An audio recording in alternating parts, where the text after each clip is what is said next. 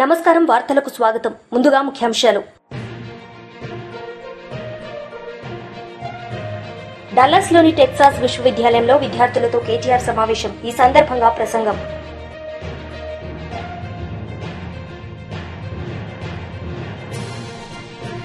మాజీ మంత్రి సజ్జల రామకృష్ణారెడ్డి మీడియా సమావేశం. పలు అంశాలపై వివరణ. డల్లాస్లోని టెక్సాస్ విశ్వవిద్యాలయంలో విద్యార్థులతో కేటీఆర్ సమావేశమయ్యారు. ఈ సందర్భంగా విద్యార్థులను ఉద్దేశించి కేటీఆర్ ప్రసంగించారు. Even to just talk to my parents, we had those scratch cards, I don't know if any of you know that. Those stupid scratch cards, you have to do that, and then you literally were counting, because you're a student, you don't have enough money, and you don't want to burn a hole in your parents' pocket. So you would want to be judicious, right? So డబ్బులు ఎక్కువ ఖర్చు పెడుతున్నామని guilty feeling ఉంటుంది, parents డబ్బులు కదా అని. అట్లాంటి phone చేసి 10 నిమిషాలు మాట్లాడదామంటే కూడా ఇండియాలో ఎస్టీడీ బూత్లు ఉండేది ఒకప్పుడు, ఐఎస్డి ఎస్టీడీ బూత్లు. అది చూస్తూ మాట్లాడాలన్నమాట. అది ఎట్లయితే రేటు పెరుగుతుంటే అట్లా మన బీపీ పెరుగుతుంది. డబ్బులు అయిపోతున్నాయి, అరేంజ్మెంట్ పెట్టేయాలి, ఆ టైప్ లో ఉండేది ఒకప్పుడు. కానీ ఇప్పుడు everything is so cool. You have wifi connectivity, you can call your mom and dad, you can face time them, you can talk to them, you can even engage in a conference call with all of your siblings or family members, etc., etc. So things are very, very different now, and connectivity also has improved rapidly. I'm sure Dallas has direct flights back to India. Not yet. Oh, that sucks. I thought you guys had direct flights, no? So మాకు అప్పుడైతే ఇంకా కష్టం, 2-3 ఫ్లైట్లు మారిపోవాలి, అది కూడా long లేఓవర్స్. అసలు US రావాలంటే సప్త సముద్రాలు దాటి అదే పోరాటం లాగా ఉండేది మాకు. అంటే ఆల్మోస్ట్ 30 hours జర్నీ చేసి వచ్చి 3-4 రోజులు జెట్ లాగ్ అయ్యి ఆ టైప్ లో ఉండేది. So things have changed, and things have changed even more so, especially on the technology front.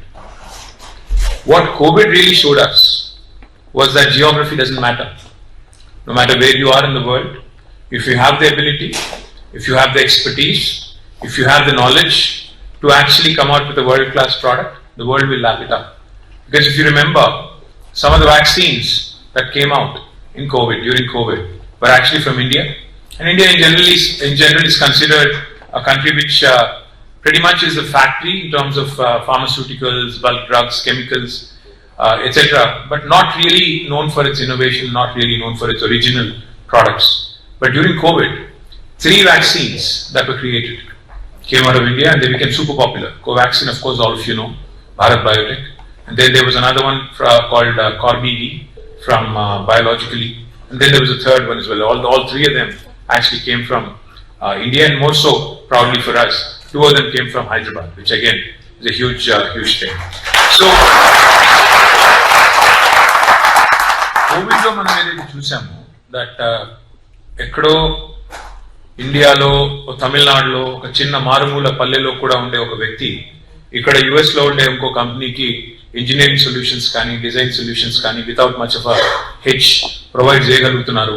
చక్కగా వాళ్ళకి కావాల్సిన పద్ధతుల్లో ఆల్మోస్ట్ 99% ప్రీ కోవిడ్ ఎఫిషియన్సీతో పనిచేస్తున్నారు.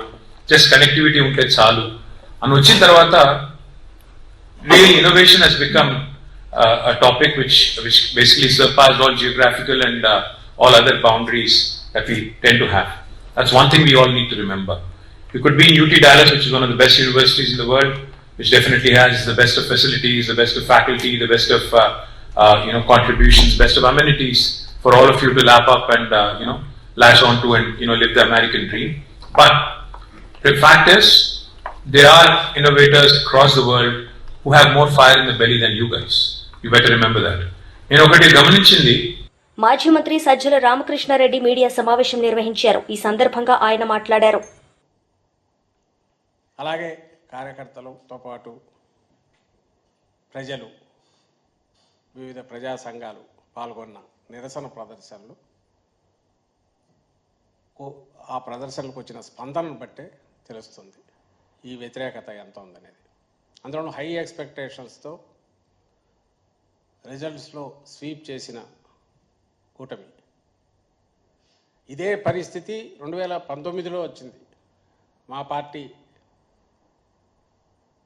సింగిల్గా పోటీ చేసి జగన్మోహన్ రెడ్డి గారు 151 స్థానాలు గెలిస్తే ఈరోజు 3 పార్టీలు గెలిచి అలాంటి స్వింగే ఇటువైపు వచ్చింది. దాని తర్వాత మా పార్టీకి సంబంధించినంత వరకు తర్వాత వచ్చిన లోకల్ బాడీస్ ఎలక్షన్లో కానీ స్థానిక సంస్థల ఎలక్షన్లో కానీ లేదా ఇంకా ఎక్కడ ఏ సందర్భం వచ్చినా వస్తున్న విశేష స్పందన, ఒక పాజిటివ్ రెస్పాన్స్ ఒక ప్రభుత్వంలో ఉన్న పార్టీకి, అది దేనికి నిదర్శనం. అలాగే తెలుగుదేశం పార్టీ ఇప్పుడు వచ్చిన తర్వాత ఈ ఏడాదిలో ఈ వ్యతిరేకత ఏదైతే ఈరోజు మా నిరసన ప్రదర్శనలకు వచ్చిన స్పందన ద్వారా కనపడుతున్న వ్యతిరేకత, ఇది దేనికి నిదర్శనం. అలాగే 19లో జగన్మోహన్ రెడ్డి గారు అధికారం చేపట్టిన తర్వాత ల్యాండ్ స్లైడ్ విక్టరీతో తెలుగుదేశం పార్టీ కూకటి వేళ్లతో సహా బయటికి పెకలించేశారు జనం అని కనిపించినప్పుడు దాదాపు 2-3 ఏళ్ళు ఆ పార్టీ పరిస్థితి ఏంది, నాయకులు ఎక్కడ ఉండేవాళ్ళు. అలాగే 24లో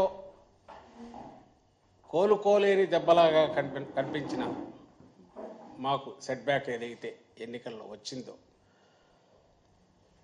ఆ వారం తిరక్కముందే అప్పటి నుంచి ప్రజల్లో మమేకమై ఒక ప్రతిపక్షంగా, బాధ్యతాయుతమైన ప్రతిపక్షంగా వైఎస్ఆర్సీపీ ఎలా వ్యవహరించింది, ఇది దేనికి నిదర్శనం. నేను ఎందుకు అడుగుతున్నా అంటే కాంట్రాస్ట్ క్లియర్గా కనపడుతుంది. అధికారంలో ఉండడము, ప్రతిపక్షంలో కూర్చోవడము రాజకీయ పార్టీలకు సర్వసాధారణం. ఎల్లకాలం ఎవరూ ఉండలేరు, ఉండాలని కోరుకోవడం కూడా కరెక్ట్ కూడా కాదు. ఈ రెండు కలిస్తేనే ప్రజాస్వామ్యంలో ఒక సంపూర్ణత వస్తుంది, దానికి సర్కిల్ పూర్తి అవుతుంది.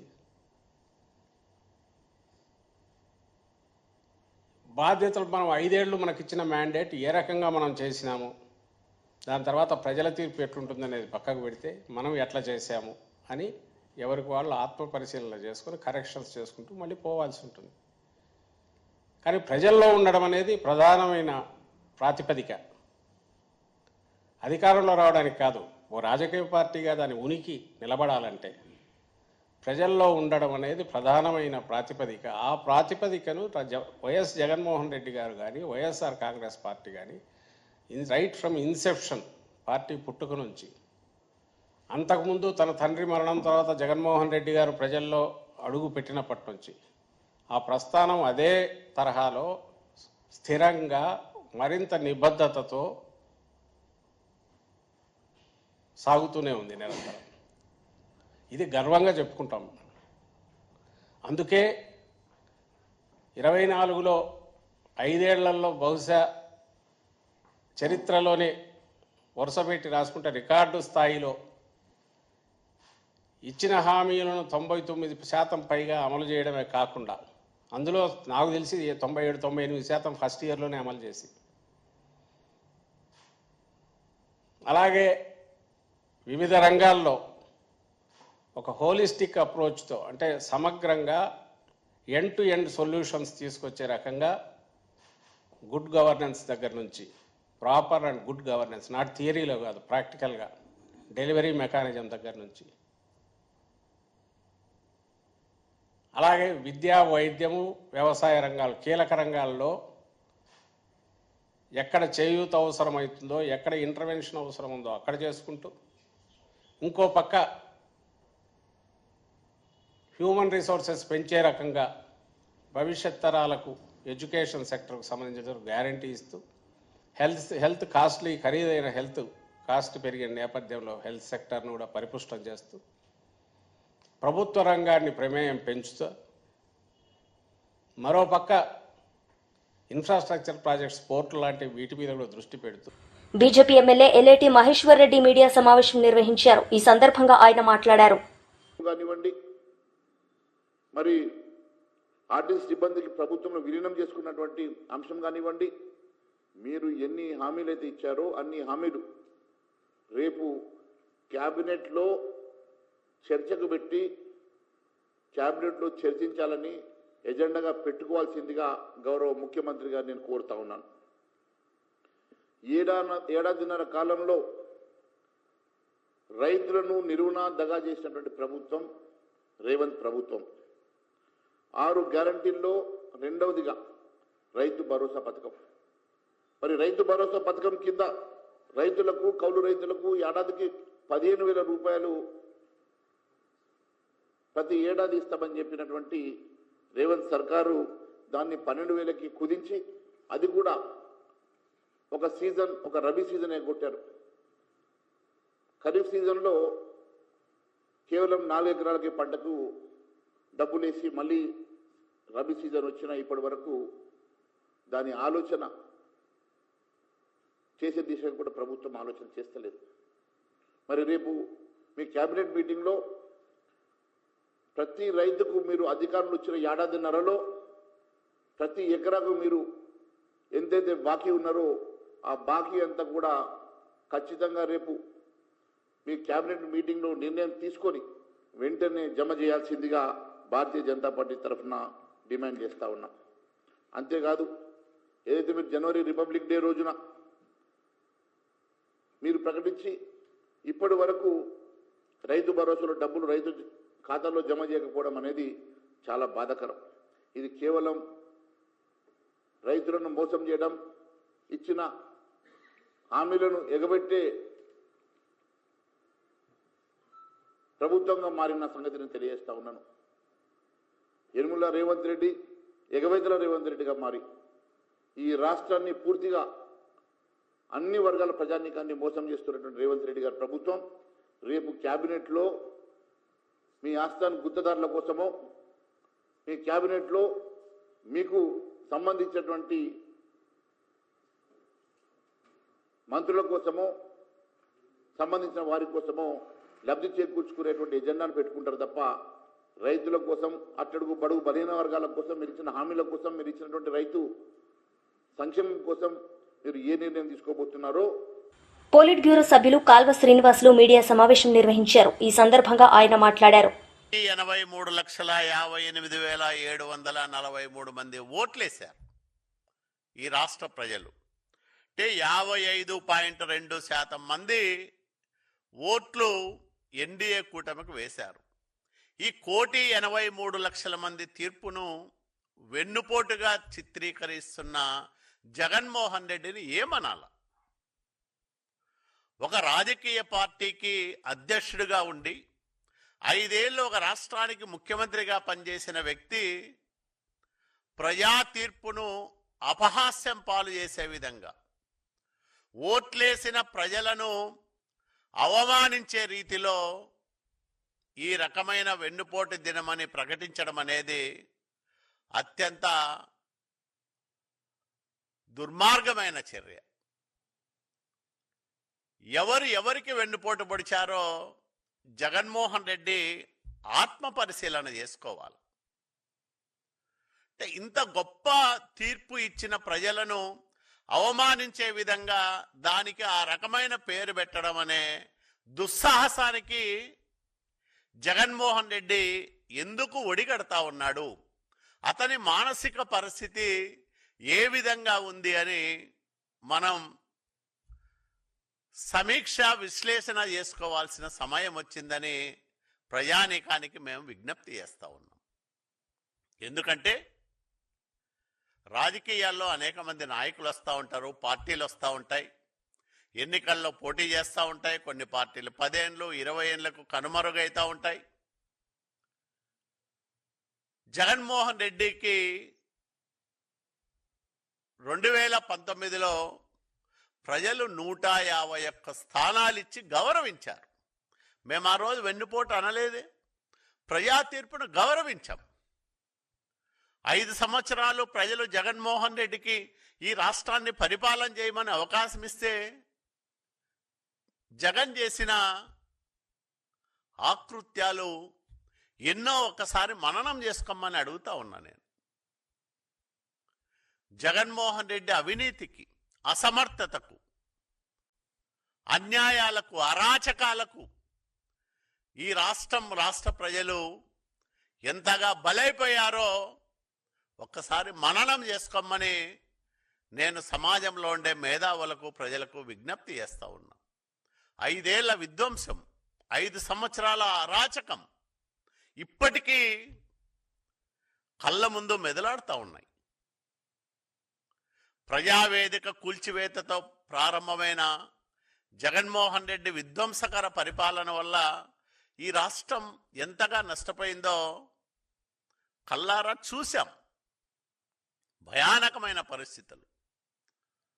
రాజకీయ పార్టీలు, ముఖ్యంగా తెలుగుదేశం పార్టీ నాయకులు, కార్యకర్తలు, జనసేన నాయకులు, చివరికి బీజేపీ వాళ్ళపైన కూడా కేంద్రంలో అధికారంలో ఉన్నారనే బీజేపీ ఎమ్మెల్యే పైడి రాకేష్ రెడ్డి మీడియా సమావేశం నిర్వహించారు. ఈ సందర్భంగా ఆయన మాట్లాడారు. ఈ రోజు వరకు కూడా ఇంకా మొత్తం కొనుగోలు కాలేదు. రైతుల తరుగు 20 కిలోల వరకు క్వింటాలకు. రైతులు వాళ్ళ కన్నీళ్లు, వాళ్ళ కడగన్లు చెప్పుకోవడానికి ఈరోజు భారతీయ జనతా పార్టీ ఆఫీస్కు బారులు తీరారు.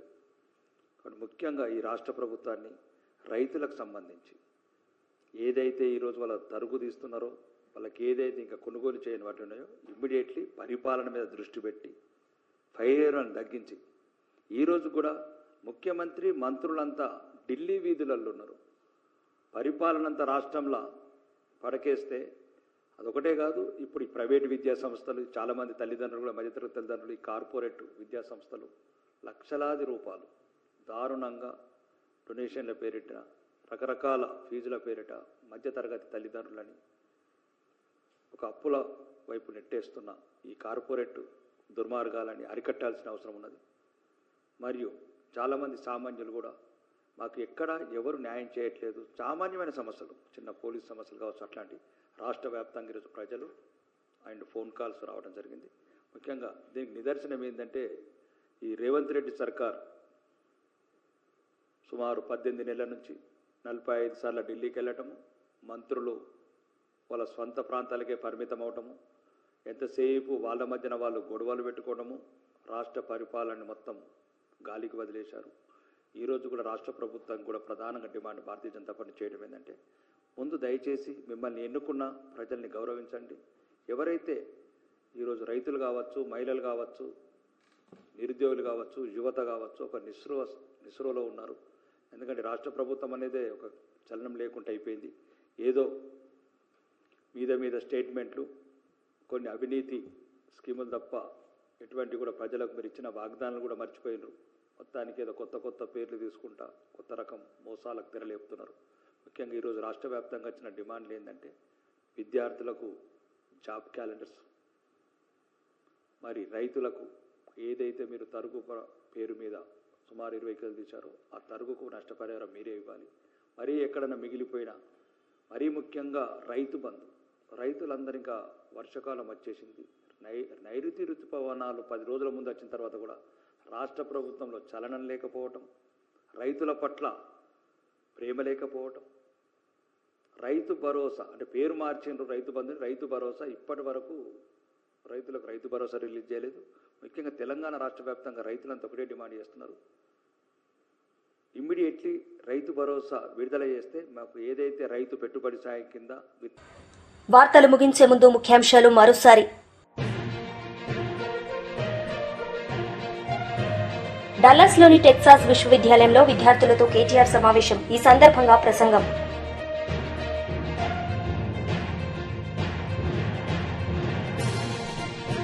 మాజీ మంత్రి సజ్జల రామకృష్ణారెడ్డి మీడియా సమావేశం. పలు అంశాలపై వివరణ.